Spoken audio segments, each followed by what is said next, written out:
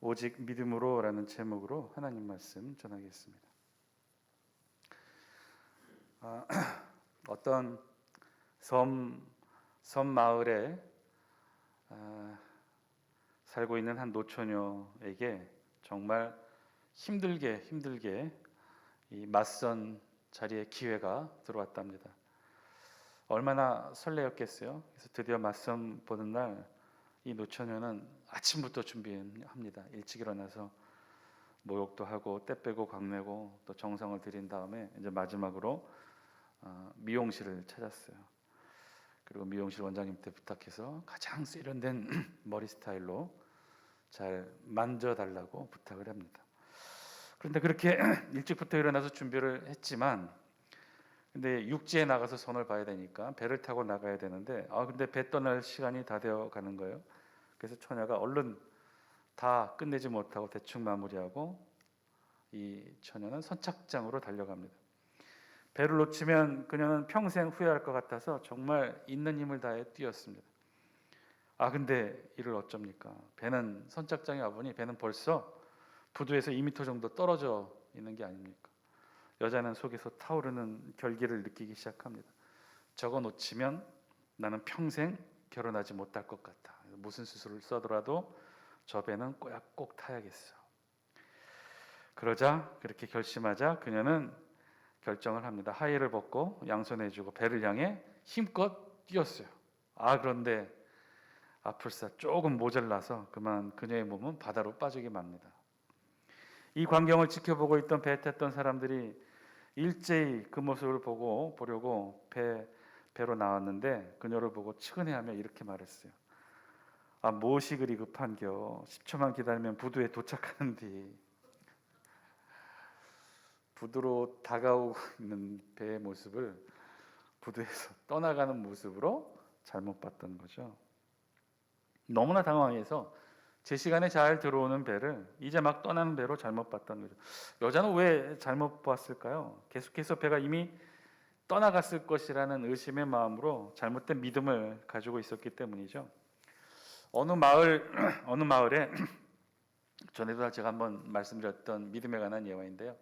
어느 마을에 교회 옆에 술집이 들어서게 되었다죠.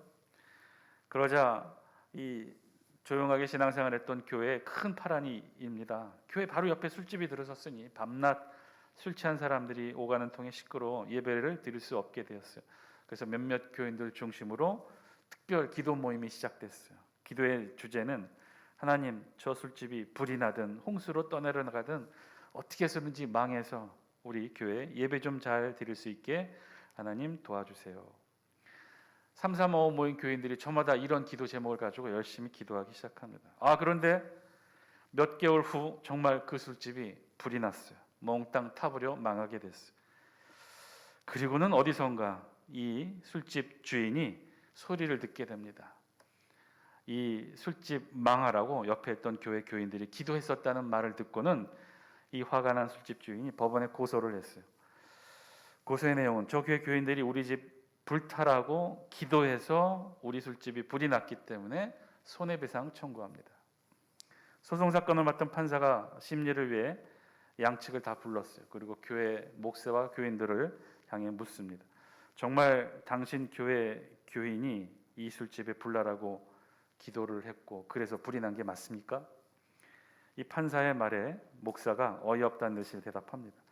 아니 불이 나라고 기도한다고 진짜로 교회에 불이 나겠습니까? 판사님은 그런 말도 안 되는 소리를 믿고 계시나요? 판사는 양쪽의 주장을 다 듣고 나서 이렇게 판결을 내렸다죠. 술집 주인은 믿음이 있고 목사와 교인들은 믿음이 없으니 술집 주인은 나중에 천국에 가서 하나님께 1억 원의 보상을 받으시오. 여러분, 믿음이라는 게 무엇일까요? 믿음이 어떤 것일까요?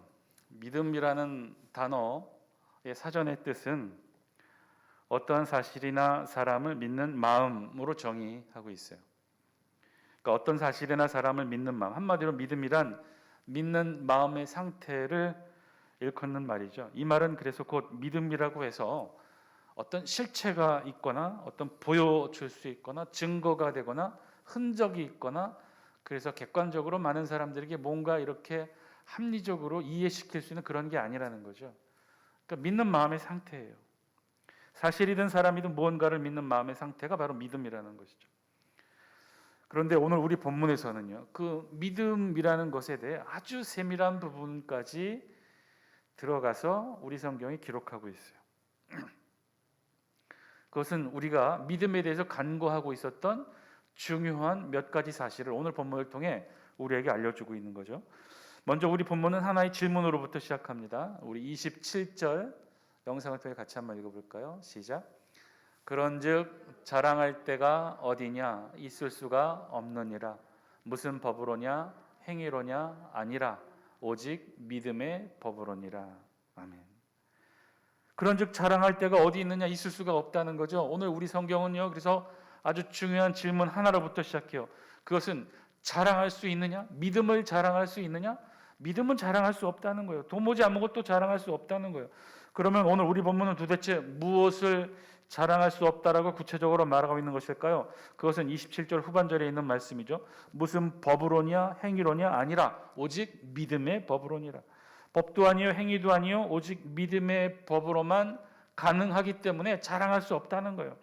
더 정확하게는 행위가 아니라 믿음으로만 가능하기 때문에, 그래서 우리에게는 도무지 자랑할 아무것도 없다고 주장하는 거죠. 자, 그러면 도대체 무엇이 행위가 아닌 오직 믿음으로 되어진다는 말씀일까요? 그 내용 28절 이어서 설명합니다. 우리 28절 영상을 통해 함께 읽습니다. 시작. 그러므로 사람이 의롭다 하심을 얻는 것은 율법의 행위에 있지 않고 믿음으로 되는 줄 우리가 인정하노라. 아멘. 무엇이 행위가 아니라 믿음으로 된다는 거예요? 사람이 의롭다 하심을 얻는 것, 사람이 의롭다 하심으로 칭함을 받는 것, 이거는 다른 말로 하면 우리 기독교에서 말하고 있는 구원이에요. 제가 전에도 말씀드렸죠. 하나님의 의, 공의는 뭐라고 그랬어요? 이 세상을 심판하는 거예요. 죄인은 죽음의 영벌로 심판하고 의인은 영생으로 구원하는 게 이게 하나님의 공의라고 했고, 하나님은 이 공의의 기준으로 마지막 때 심판하실 거예요. 그러니까 죄인에게는 영벌의 죽음으로, 의인에게는 영생의 구원으로. 그런데 하나님이 사람이 의롭다 하시게 된다는 것은, 사람이 의롭다고 하는 건 즉 그 사람이 의로우니 그 사람을 뭐로 보신다는 거예요? 의인으로 보신다는 거예요. 그럼 의인에게는 하나님이 어떻게 하신다는 거예요? 영생으로 구원하신다는 것이죠. 즉 사람이 의롭다 하심을 얻는다는 것은, 즉 하나님이 사람을 의인으로 여기시고 의인에 합당한 영생을 통한 구원을 이루시는 것, 즉 사람이 구원받는 것은 어디에 있다는 거예요? 율법의 행위에 있지 않고 무엇으로 된다는 거예요? 믿음으로 된다는 거예요. 오늘 성경 27절, 28절은 단 한 가지를 이야기하고 있어요. 그 한 가지는 무엇이냐? 사람이 구원받는 데는 율법이나 행위가 아니라 오직 무엇으로 구원받는다는 거예요? 믿음으로 구원받는다는 거예요. 우리의 의롭다 하심, 즉 우리가 의인으로 구원받아 영생의 축복을 누리게 되는 것은 율법의 행위가 아니라 오직 믿음으로만 된다는 말씀을 27절, 28절을 통해 하고 있는 거죠. 한마디로 우리 모두가 의롭다 하심을 받아 구원을 받게 되는 것은 율법이 아니라 오직 믿음으로만 가능하게 되는 것이고, 그래서 그 이후로 자랑할 것이 없다라는 거예요. 자랑할 만한 것이 없다는 거예요. 자랑이 있을 수 없다는 거예요. 왜? 나의 행위, 나의 거룩함, 내가 하는 어떤 자의적인 결정에 의해 우리가 구원받는 것이 아니라 오직 무엇 때문에? 믿음 때문에, 믿음으로만 우리가 구원받을 수 있기 때문에 이 과정에서 우리가 자랑할 것이 없다는 거예요. 오늘 우리 본문은 오직 믿음으로만, 구원은 오직 믿음으로만 가능하다는 바울의 가장 기본적인 신학사상, 즉 이신득의에 대해 전반부 내용을 통해 다시 한번 결론으로 선포해요. 그러니까 지금까지 우리가 함께 읽고 있는 이 로마서의 가장 핵심적인 주제이자 계속해서 반복적으로 언급하는 내용은 바로 이 이신득이에요. 즉 오직 믿음으로만 의롭다 하심을 받을 수 있고 오직 믿음으로만 구원받을 수 있다고 하는 말씀을 바울은 계속해서 반복적으로 설명하고 있어요. 선포하고 있어요. 사실 우리 기독교인들에게 이 바울의 핵심 교리는 수도 없이 들어서 너무나 잘 알고 있죠. 우리가 읽고 있는 로마서에서만도 우리가 벌써 몇 번째 반복하여 듣고 있는지 모르겠어요. 아니 굳이 우리가 로마서의 말씀을 이렇게 강독하고 있지 않더라도 우리 기독교의 모든 핵심 교리는 모든 성경을 통해 반복적으로 우리에게 말씀하시는 기독교의 가장 핵심 주제는요, 바로 이 신득이에요. 오직 믿음으로만 구원을 얻게 된다는 이 진리, 그래서 우리 너무나 많이 자주 듣고 잘 알고 있는 부분일 거예요. 사실 그래서 어떤 면에서는 조금 식상하기도 하고 너무 반복되는 것이 아닌가 부담스럽기도 하죠. 그런데 사실 이렇게 반복해서 설명하고 반복해서 선포하는 데는 그만한 이유가 있어요. 여기에는 우리가 간구하고 있는 중요한 사실이 있기 때문에 바울은 계속해서 이 사실을 계속해서 선포하고 있는 거예요. 유대인에게뿐만 아니라 당시 초대교회 기독교인들에게 계속해서 이 사실을 주장해요. 오직 믿음으로만 가능하다. 믿음으로만 가능하기 때문에 자랑할 것이 없다. 오직 믿음으로만 가능하다고 하는 이 핵심 교리에서 우리가 간과하고 있는 것이 무엇이냐? 사실 오늘 우리 본문은 그 사실에 대해 정확하게는 총 3가지로 이야기하고 있고, 오늘 우리는 그 중에 2가지를 살펴볼 거예요.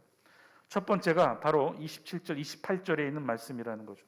우리가 쭉 읽어봤어요. 그것은 한마디로 정의하면, 그러니 우리 구원은 오직 믿음으로만 되어지는 것이니, 행위나 율법이 아니라 믿음으로만 우리가 구원받을 수 있다고 하니, 그러니 거기에는 자랑할 것이 있다 없다? 없다라고 얘기하는 거죠.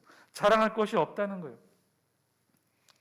그런데 사실 이렇게 바울이 강조하는 이유는요, 그럼에도 불구하고 어떻다는 거예요? 우리 안에는 당시 유대인들뿐만 아니라 당시 초대교회 기독교인들까지도 우리 안에는 이 믿음을 자랑한다는 거예요? 자랑하지 않는다는 거예요? 자랑하고 있었다는 거예요. 당시 초대교회 성도들이 자신들의 믿음을 자랑했다는 거예요.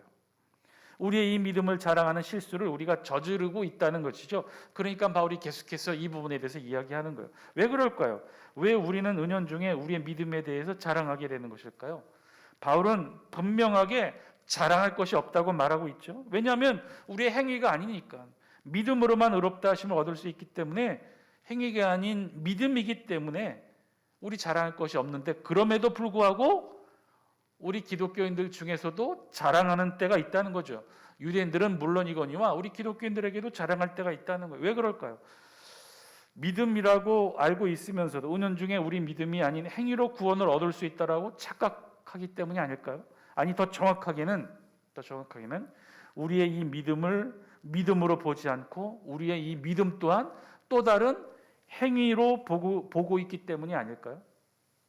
이게 무슨 말씀일까요? 이는 다음 2번째 잘못된 믿음의 예시에 대한 바울의 정리에서도 알 수 있는데, 우리 다 함께 29절 말씀 영상을 통해 같이 한번 읽습니다. 29절입니다. 시작. 하나님은 다만 유대인의 하나님이시냐? 또한 이방인의 하나님은 아니시냐? 진실로 이방인의 하나님도 되시느니라. 지금 바울은요, 2번째 잘못된 믿음에 대한 우리 이해에 대해 지적하고 있어요. 그것은 유대인을 향한 말씀이기도 한데요, 지금 유대인들을 향해 말하고 있죠. 하나님은 유대인만의 하나님이시냐? 이방인의 하나님은 아니시냐라고 묻고 있는 것이죠. 하나님은 우리 모두의 하나님이시라고 바울은 결론지어 이야기하는데, 그런데 유대인들은 어떻게 생각했다는 거예요? 유대인들은 자신들만의 하나님이라고 생각했어요. 이 바울의 2번째 지적의 의미는 무엇인가요? 당시 유대인들 대부분이 이렇게 생각하고 있었다는 거죠. 하나님은 오직 누구의 하나님이라고 생각했던 거예요? 유대인들만의 하나님이셨다는 거예요. 그러니 하나님의 구원의 대상은 오직 유대인만을 대상으로 한다는 거예요. 유대인들이 이렇게 생각할 만한 충분한 이유와 근거 있다고 저도 인정합니다. 그럴 수밖에 없었죠. 아주 오래전 고대에는 하나님을 알지 못했던 사람들이 대부분이었는데, 그들 중에 하나님이 아브라함을 통해 이스라엘 백성들에게 믿음의 대상을 심어주었죠. 그리고 하나님이 누구이심을 알려주셨어요. 그래서 이 세상을 진정 창조한 분은 하나님이시고, 하나님이 이 세상을 지금도 다스리고 계시다는 걸 유대인들 통해 알려줬어요. 그리고 유대인들을 출애굽시켜주시고 시내산에 불러서 말씀을 주시고 유대인들과 계약을 맺죠. 유대인들의 이스라엘의 하나님이 하나님 되어주시고 하나님의 백성이 이스라엘 백성 되도록 그렇게 하나님이 이스라엘 백성들, 유대인들과 특별한 관계를 맺었어요. 그러니 유대인들은 그렇게 생각하겠죠. 하나님은 유대인, 우리의 이스라엘만의 하나님이시다. 이방인의 하나님은 아니시고 우리 유대인들만의 하나님이 되셨다. 그러니 그 하나님의 구원의 대상은 이방인들이 아닌 우리 유대인들만 구원받게 될 것이다.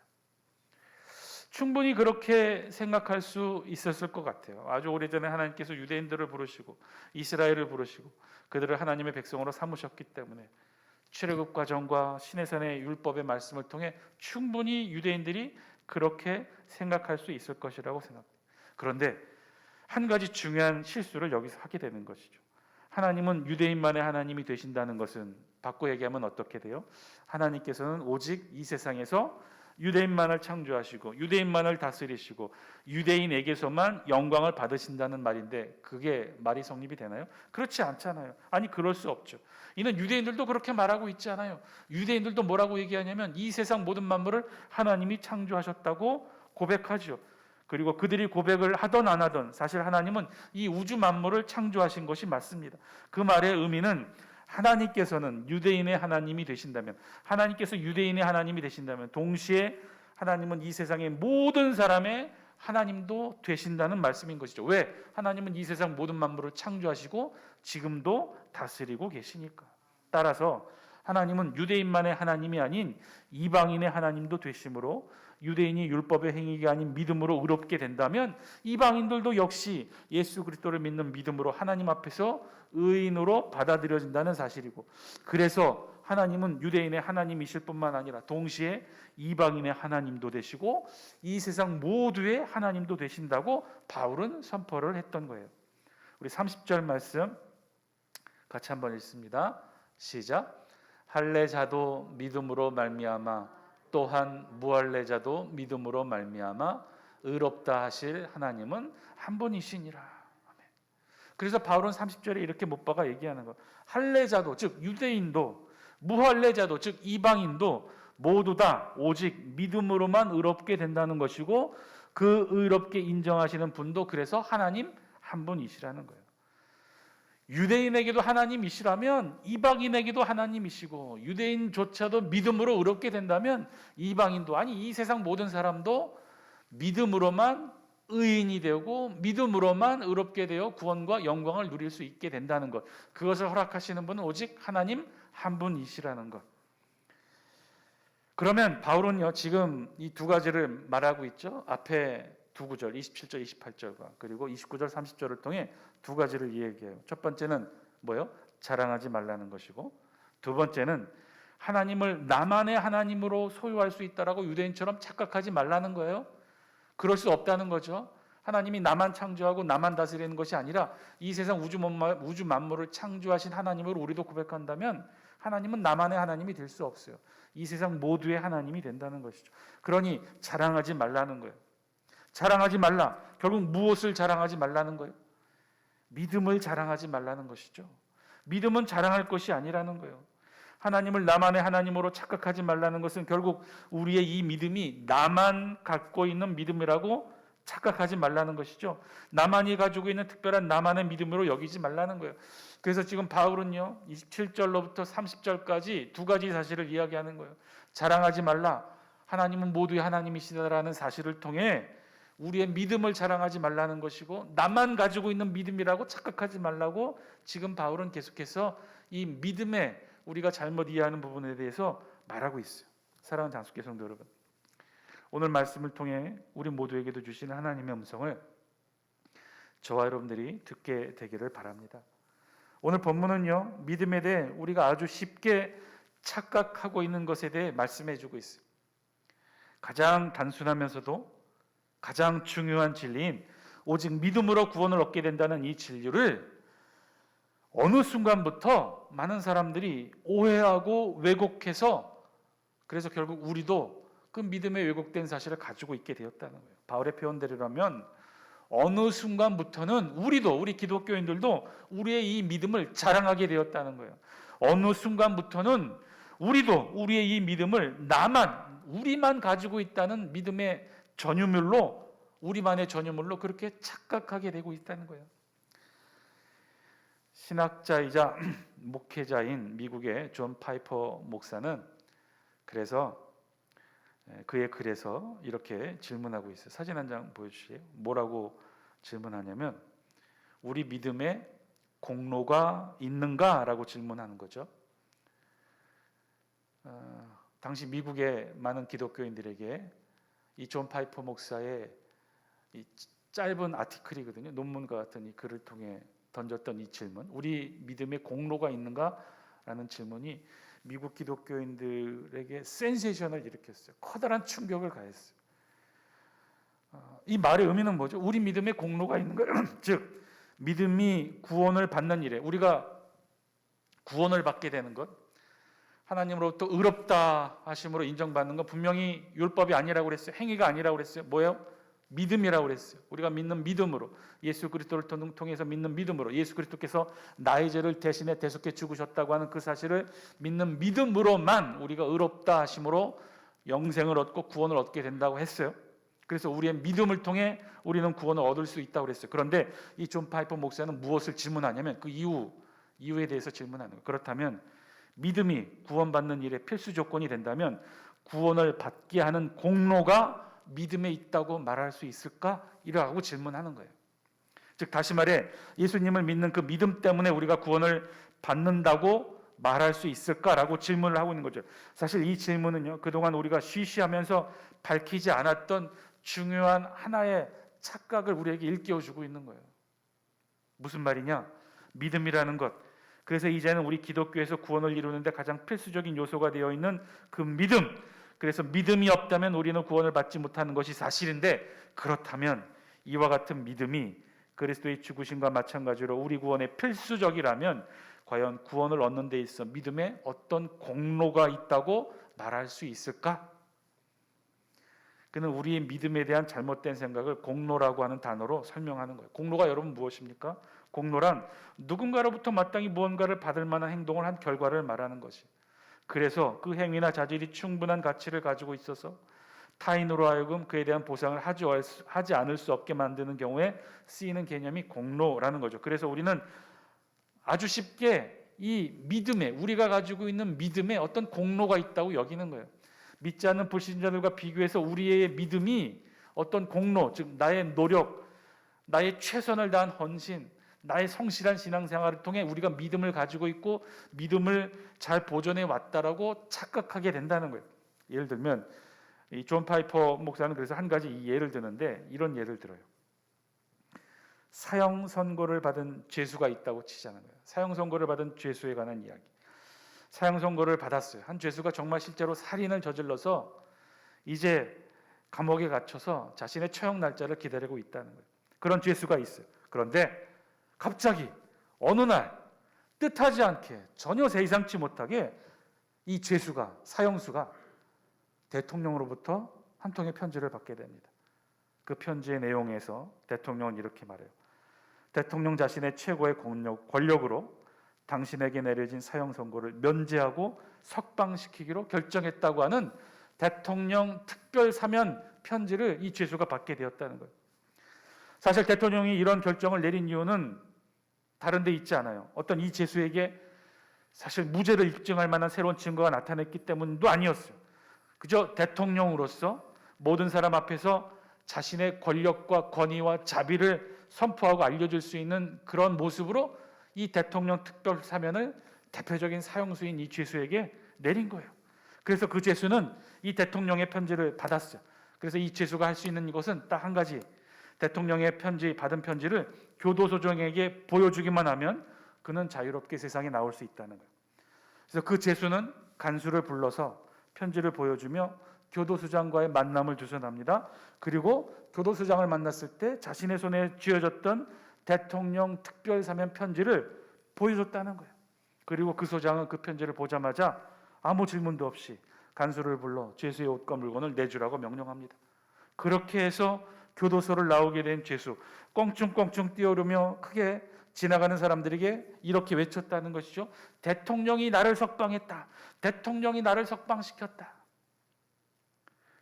여러분, 여기서 이 존 파이퍼 목사는 질문하는 거죠. 이 죄수가 한 일이 무엇인가라고 묻는 거예요. 대통령에게서 받은 편지를 교도소장에게 보여준 일이 이 죄수가 한 일이죠. 그렇다면 그 일, 죄수가 한 일, 그 죄수가 죽지 않고 자유의 몸이 된 것에 이 죄수가 한 일, 자기가 대통령의 특별사면 편지를 받은 것을 교도소장에게 보여준 일을 했는데, 이 죄수가 한 일은 유일하게 그 일을 했잖아요. 죄수가 한 일이 또 다른 게 있었나요? 대통령에게 자기를 사면해달라고 계속해서 대통령 청와대 청원을 했습니까? 그런 거 한 적 없어요. 이 죄수는 아무것도 한 게 없어요. 그죠? 어느 날 우연히 대통령의 특별 사면 편지를 받은 것뿐이에요. 그 받은 편지를 교도소장에게 보여준 것밖에 없어요. 이 죄수가 한 일은 그것밖에 없어요. 그럼 질문하는 거죠. 이 죄수가 한 그 일, 대통령의 특별 사면 편지를 받아서 교도소장에게 보여준 이 일에 이 죄수의 어떤 공로가 있다고 말할 수 있을까?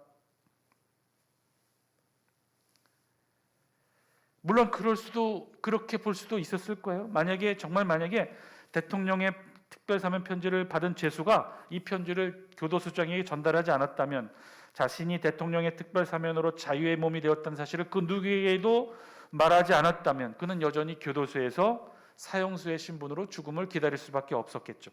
그가 자신이 대통령의 특별 사면 편지를 받았다는 사실을 교도소에게 알린 것은 그래서 그 사람이 표현할 수 있는 믿음의 표현의 전부일 거라고 말할 수 있어요. 그러나 그것이, 그런 믿음이, 죄수의 믿음이 과연 공로가 있다고 할 수 있을까요? 그렇게 누군가에게 대통령의 사면의 편지를 보여주는 행동이 너무나 값진 행동이어서 그래서 대통령이 죄수에게 보상을 하지 않을 수 없다라고 특별히 말할 수 있을까? 그 죄수가 그 편지를 교도소장에게 보여줘서 자유의 몸이 되었다는 그 과정 자체가 죄수에게 어떤 특별한 공로가 있어서 죄수가, 사형수가 죽지 않고 삶을 살 수 있는 결정적인 공로와 역할을 했다고 말할 수 있냐 말이죠. 없다는 거잖아요. 말도 안 되는 일이잖아요. 그 사면의 편지를 전달하고 알리는 것이 그 죄수의 사면을 보장하는 특별한 공로가 되지 못한다는 거예요. 오히려 그 상황에서 죄수가 할 수 있는 말은 내가 편지를 받아서 교도소장에게 전달해 주었기 때문에 내가 자유의 몸이 되었어라고 자신을 자랑할 근거가 아무것도 없다는 것이죠. 오히려 죄수가 할 수 있는 유일한 말은 딱 그거 한마디밖에 없었어요. 대통령이 나를 사면시켜 주었다. 대통령께서 자비롭게도 사면의 은혜를 베풀어 주셨다. 마땅히 죽어야 할 나에게 새로운 삶의 은혜를 주신 분은 대통령이다라고 외칠 수밖에 없다는 거죠. 자신이 그 편지를 교도소장에 전달해 줬기 때문에 자신에게 공로가 있다라고 주장할 수 있는 죄수는 이 땅에 아무도 없다는 거죠. 그런데 정말 만약에 죄수가 대통령의 사면은 당연한 것이고 나는 마땅히 사면을 누려야 할 존재라고 한다면, 그래서 대통령은 마땅히 나를 사면시키는 것이 당연하다고 죄수가 말한다면 그 죄수의 말에 그 누구가 공감할 수 있겠어요? 그렇지 않다는 거예요. 그건 정말 너무나 뻔뻔하고 무례한 주장이라는 것이죠. 혹시 그런 죄수의 뻔뻔하고 무례한 말을 혹시라도 대통령이 들었다면 그 대통령은 그 죄수를 어떻게 생각했을까요? 물론 지금 당장이라도 그 사면을 취소하겠다고 말하진 않겠죠. 대통령 체면이 있으니. 그러나 아마도 그 죄수의 사면 결정에 대통령은 아마 평생 후회하게 되지도 않을까 생각한다는 거예요. 오늘 말씀에 하나님께서 저와 여러분들에게 주시는 말씀에 우리의 모습을 비춰보길 바랍니다. 혹시 우리가 가지고 있는 믿음의 모습도 이 존 바이퍼 목사가 예화로 들었던 그 죄수의 모습과 같지 않은지, 혹시 우리도 지금 우리의 믿음에 어떤 공로를 가지고 있다고 생각하고 있지는 않은지, 혹시 나의 믿음에 어떤 권리가 있다라고 생각하고 있지는 않는지, 내 믿음이 특별해서, 내 믿음이 너무나 소중해서, 내 믿음이 다른 신앙인들보다는 더 뛰어나고 더 소중하고 더 각별해서 그래서 내게 자랑할 것이 있고 그래서 하나님이 나만을 사랑하시고 나만의 하나님이 되신다고 혹시 우리도 그렇게 착각하고 우리의 믿음을 자랑하고 있지는 않는지, 내가 열심히 신앙생활해서, 내가 열심히 봉사해서, 내가 열심히 한평생 새벽기도 나와서 그래서 내 믿음의 공로가 있고 내 신앙의 특권이 있고 그래서 내 신앙을 잘할 것이 있다고 우리도 그렇게 어리석은 죄수처럼 우리의 공로를 자랑하고 있지는 않는지, 오늘 말씀을 통해 우리의 신앙 비춰볼 수 있는 저와 여러분 되시길 바랍니다. 그렇지 않다는 거죠. 우리 다 함께 영상을 통해 27절 말씀 같이 함께 읽겠습니다. 시작. 그런즉 자랑할 때가 어디냐? 있을 수가 없느니라. 무슨 법으로냐? 행위로냐? 아니라 오직 믿음의 법으로니라. 혹시 우리도 우리의 믿음을 자랑하고 있지는 않는지요? 아니요, 자랑할 것이 없다는 거예요. 만약에 우리 믿음에 자랑이 있다면 그것은 대통령의 사면을 받은 죄수가 자랑하는 꼴이 되겠죠. 아니에요. 그렇지 않다는 거예요. 여러분 자랑하지 마셔요. 우리 믿음과 신앙에 관해 그 어떤 권리도 주장하지 마셔요. 교회 오래 다녔다고, 신앙이 오래되고 직분이 높다고, 내가 권사고 안수집사고 장로고 목사라고 해서 내 믿음의 연수가 40년 50년 아니 평생 모태신앙으로 해서 내가 새벽 기도에 한 번도 빠지지 않고 나왔다고 해서 내가 그 누구보다도 헌금을 많이 했다고 해서 아니요. 그 어디에도 자랑할 것이 없어요. 다 부질없어요. 우리 모두는 다 대통령의 특별 사면받은 죄수와 같다는 거예요. 거기에는 자랑이 없고 자랑이 있을 데 없고 그저 감사할 뿐인 거죠. 그저 고마울 뿐인 거예요. 우리에게 자랑할 것이 있다면 우리를 죽음의 죄에서 사면하신 하나님 한 분만을 자랑할 뿐이라는 거예요. 하나님이 우리를 구원하셨습니다. 하나님이 우리를 그래서 의롭다 칭하셨습니다. 예수 그리스도의 보혈의 은혜가 그래서 우리를 구원하십니다. 우리가 가지고 있는 믿음의 결정체는 이것이라는 거예요. 여기에서 벗어날 수 없다는 거예요. 내가 이 믿음을, 이 신앙을 수십 년 가져왔기 때문에 내 신앙이 특별하고 하나님이 나만의 하나님이고, 그래서 어떤 바보 같은 목사 같지도 않은 목사의 외침처럼 하나님은 나한테 꼼짝마야, 하나님은 나한테 꼼짝 못해라고 외치는 그런 어리석은 주장을 우리도 하게 될 수 있다는 거예요. 그런 생각, 우리가 우리의 믿음을 자랑하는 순간, 우리의 신앙의 연수를 자랑하는 순간, 내 헌신과 노력을 자랑하는 순간 우리도 똑같은 그 어리석은 죄수와 같다는 거예요. 그럴 수 없다는 거예요. 자랑할 수 없고 오직 우리의 믿음에 대해 그 믿음을 허락하신 하나님께 그 믿음을 이루신 예수 그리스도의 보혈의 은혜에 감사할 뿐인 거죠. 우리 평생 자랑하지 아니하고 오히려 예수님을 자랑하고 하나님을 자랑하며 그렇게 평생 하나님 앞에 감사하며 겸손히 나아가는 저와 여러분들의 신앙 다 되시길 주의 이름으로 간절히 축원드립니다. 함께 기도하겠습니다.